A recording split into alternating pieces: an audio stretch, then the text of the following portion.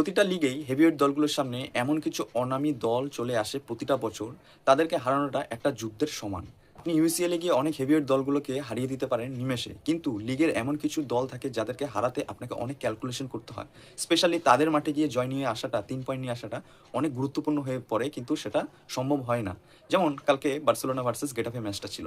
2019 সালের পর থেকে বার্সেলোনা গেটাফের মাঠে জিততেই পারেনি। বার্সেলোনাকে প্রতি বছর লিগে অনেক খেসারত দিতে হয়। কালকে কিন্তু বার্সেলোনার এই জয়টা একটা যুদ্ধের সমান ছিল। স্পেশালি আপনার কাছে যখন লামিন ইয়ামাল ও রাফিনিয়ার মতো তুরুপের তাস থাকবে না, তখন এটি আরও কঠিন হয়ে পড়ে।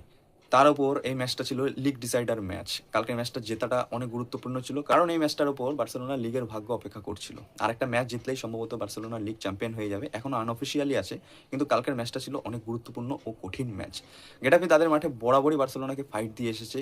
কোনো বড় স্ট্রাইকার নয়, কোনো বড় ডিফেন্ডার নয়, তবুও গেটাফের মাঠ থেকে জয় তুলে আনাটা একটা চ্যালেঞ্জিং ব্যাপার হয়ে থাকে। আমরা এমন রিজার্ভ বেঞ্চ নিয়ে চলছি যেখানে হান্সি ফ্লিক লা মাসিয়ান প্রোডাক্টদের সেরকমভাবে সুযোগ দিচ্ছে না।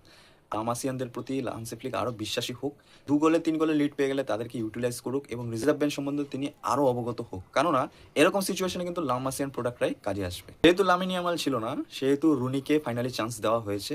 যেমনটি আমি আগের ভিডিওতে বলেছিলাম, রুনি একমাত্র অপশন। রুনির উইথ দ্য বল ইনসাইডে ঢোকাটা খুবই সুন্দর এবং সাইড ব্যাকের সাথে ভালো কানেকশন করতে পারেন।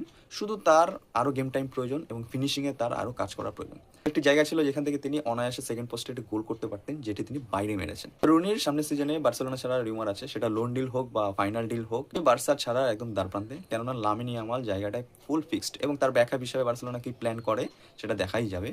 এখন 11 পয়েন্টের গ্যাপ নিয়ে রিয়াল মাদ্রিদ থেকে পার্থক্য করছে বার্সেলোনা। এই ম্যাচ জিতলেই কিন্তু বার্সেলোনা অফিসিয়ালি লা লিগা চ্যাম্পিয়ন হয়ে যাবে। বার্সেলোনা ম্যাচে 3 পয়েন্ট তুলে বার্সেলোনার টপ পজিশনটা আরও শক্ত করার জন্য হান্সি ফ্লিককে অভিনন্দন।